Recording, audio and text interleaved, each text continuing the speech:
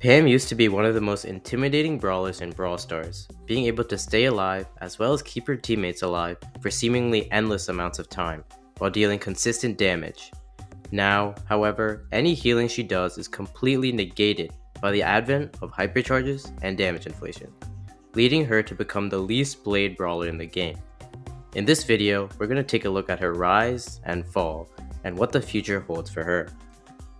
Now, let's continue the most worrying trend in this channel, asking for your support.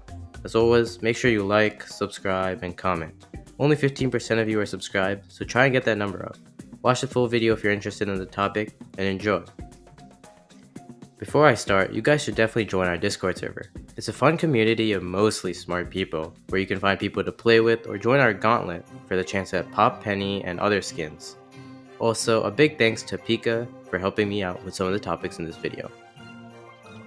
Like always, let's talk about Pam's basics first. Pam has a health of 9,600, 720 movement speed, which is a normal movement speed. As for her attack, she shoots 9 pieces of scrap metal in a wide spread, with each scrap metal dealing 520 damage at a 9 tile range. With Pam's extremely high health, she's basically a blend between a tank and a support, which is even more embellished with her super, but we'll touch on that later. But anyway, she has a very high health, leading her to being one of the few tanky brawlers that have a high range, which used to be a very powerful combination, though not as much anymore. Her main attack is basically a worse version of Leon's, having a much larger attack spread, meaning the attack would take longer to finish. However, Pam's main attack does fulfill its purpose of consistently dealing small amounts of chip damage to the enemy. If needed, she can deal massive amounts of damage at close range, with the potential of dealing 4,680 damage if she hits all of her projectiles, though that's just as unlikely as Playboy Cardi releasing another album. Now, let's talk about Pam's super, Mama's Kiss. In this super, she deploys a healing turret that heals allies within a 3.33 tile radius, like 8-bit without the range star power. This heals 960 damage for every second you and your teammates stay within the range of Pam's super.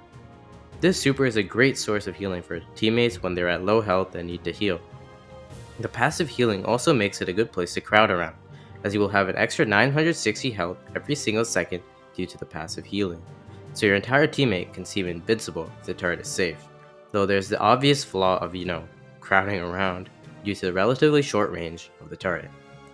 When she was released, she was woefully undertuned and then overtuned, being weak on release, leading to multiple buffs to her kit, mainly to her super and her reload speed.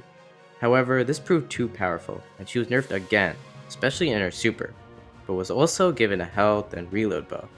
Even with all of these changes trying to find the perfect state of balance for her, there was a glaring weakness, her main attack damage. It was way too low, and with the nature of her main attack, she basically healed her enemies with every shot, someone like the miner in Clash Royale. To fix this, they buffed her attack damage an astonishing 5 times before they nerfed it again, and then buffed it again, which I find absolutely hilarious. Anyway, other than some changes here and there, Pam found a good niche to settle in. She was a tanky brawler that could survive a long amount of time, being important for control of areas and staying in zone when it comes to hot zone, and her super merely accentuated these strengths, while giving a boost to her teammates as well. It allowed her to stay annoyingly alive, not only having her basic health, which was already tank level, but extra healing given from the super. If the turret stayed unbroken for too long, the game was basically over for the opponents. And this is even talking about your teammates, who would be able to also survive for much longer with the turret healing, leading to a very annoying comp to face against, with the constant healing. As for her main attack, it wasn't perfect obviously, and was often inconsistent in damage values, even when consistently dealing damage. However, it had its perks, like being able to cover a bit of a large area, as well as having very decent damage at short range, covering her somewhat against aggro brawlers. However, the full potential of her main attack was only realized by her unlockables, so let's talk about them. Pam's first gadget is Pulse Modulator, which emits a pulse inside the turret to heal 1920 damage to anyone inside of it. This isn't a great gadget, and is highly situational to someone who needs extremely quick healing and is in the turret range. Otherwise, you can just wait the 2 seconds to get 1920 health back. Let's now talk about Pam's Scrap Sucker gadget. This gadget allows Pam's next attack to remove 25% of the opposing brawler's maximum ammo, reclaiming 50% of that ammo for herself. This is one of the best gadgets in the game and is extremely good for Pam. It allows Pam to be a serious offensive threat instead of the defensive brawler she usually is. If used at a close range, she can actually shred most brawlers, or at least stop the threat of them with the use of the gadget. This is probably her best way to deal with aggro brawlers, as she can easily remove most of their ammo while taking it for herself, being able to dispatch the aggro brawler with relative ease if she hits most of her projectiles. Pam's first star power is Mama's Hug, which allows her to emit a pulse in a 4-tile radius around her, after hitting a shot which heals her and her teammates for 96 health, which is 864 health if all 9 projectiles hit. This is a pretty good star power for Pam, and gives an extra reward for hitting her shots, and lets her heal herself and her teammates while being offensive, something her turret doesn't allow her to do. However, the healing is pretty minimal, so it isn't too powerful. Pam's second star power is Mama Squeeze, which damages opponents inside Pam's turret for 960 damage for each second spent inside of the turret.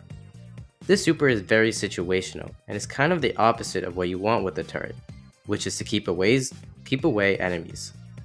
However, it can deal a lot of damage if your enemies are not paying attention and stay within the turret range. As I was saying earlier, Pam had a nice niche. She was probably the best support, but wasn't too broken.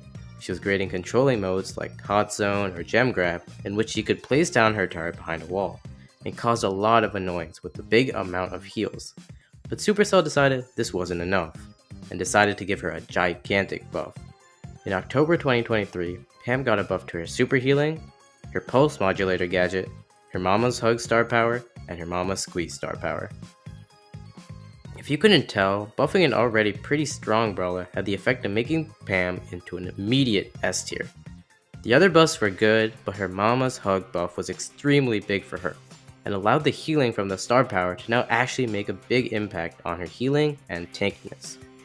It made her survivability much better, and it made her healing seem even more invincible, giving her even more use in controlling modes like Gem Grab and Hot Zone, where she could basically stay alive forever if she was smart and wasn't too aggro. She was easily the best support, and was a very stable pick from anywhere from low tier play to the top of the top. But as the saying goes, nothing good lasts forever. Since that fateful balance change in October of 2023, she has not received a single balance change. And you know what that means. You guessed it, power creep and damage inflation. First, let's talk about power creep within her fellow supports. Let's talk about Byron. Byron has been one of the best and most annoying supports for a while now, filling up the niche Pam no longer can. His ability to basically hit like a truck with every shot, with a huge range, makes him extremely good on most open maps. Another big advantage he has over Pam is his ability to heal teammates with every shot, making it so he can support teammates on the go, while Pam is forced to heal her teammates within the very limited range of the turret. The other support that has outshined her is Barry. Pam, being a bit of a hybrid herself, is nothing compared to the amalgamation that is Barry, and the amount of roles he can fit. His ability to throw over attacks over walls, as well as their lingering effect, and now his hypercharge, all combined to make Barry a better controller than Pam on closed maps. And like Byron, he can heal teammates on the go with his main attack, which Pam cannot do, but unlike Byron, he can also heal himself, which is another bonus he has over Pam. She hasn't only been impacted by power creep, however, as she is also one of the biggest victims of our favorite villain, damage inflation. As I've remarked earlier, damage used to be one of Pam's biggest problems. Her main attack did a laughably small amount of damage, and not enough to really cause a threat to enemies. However, Brawl Stars fixed this by buffing her main attack damage like 5 times in a row, which finally made it useful. However, with the recent advent of damage inflation, and especially hypercharged brawlers, Pam is starting to look like she needs another damage buff. Her once balanced damage now seems laughably bad in comparison to some of her support competitors, some of the newest brawlers released, and obviously, hypercharges. She simply cannot compete with the damage output that these brawlers offer, and so she is rarely picked. And even when she is, she's easily outclassed. But her attack isn't the only way she is affected by damage inflation, as her healing has been affected as well. She had a solid healing of 960 damage per second, though it had the obvious weakness of being restricted to a roughly 3-tile radius. Now, what happens if you make basically most brawlers in the game deal more damage while keeping the same healing? That's correct, the healing is no longer as valuable, and this is the case with Pam's super, as it is no longer as valuable of a source of healing as enemies can outpace the healing of the turret with their damage, turning the once very annoying source of invincibility into a slightly annoying healing source that is probably worse than Barry or Byron heals. Nowadays, she's an extremely niche pick in Hot Zone and a little in Gem Grab, but is obviously a much worse pick than so many other brawlers, leading her to literally being the least used brawler in the game. She hasn't received a balance change since her huge buff in October of last year, and still is yet to receive a hypercharge while brawler after brawler receives one. So how do we fix her? Well, it's obvious, it comes with a hypercharge. The stat buffs with it are needed for her to compete with the inflated brawlers of today, and if she receives something like an increased turret range or more healing with the hypercharge, it could make Pam meta again. But if she doesn't get a hypercharge soon, she would definitely need a buff to keep up with damage inflation, so probably a damage buff and a super healing buff could let her compete with it. In conclusion, Pam has become one of the most mediocre and the least used brawler in the game. She used to be a significant threat with her tankiness, her ability to deal consistent damage, her ability to control areas, and obviously her great healing. Now, however, those abilities are either outclassed by other brawlers or have become useless due to damage inflation. However, a hypercharge or a buff to her stats could bring her back to the meta, and therefore make her a played brawler once again. Anyway, thanks for watching. Watch this video, or this playlist, or join the Discord server.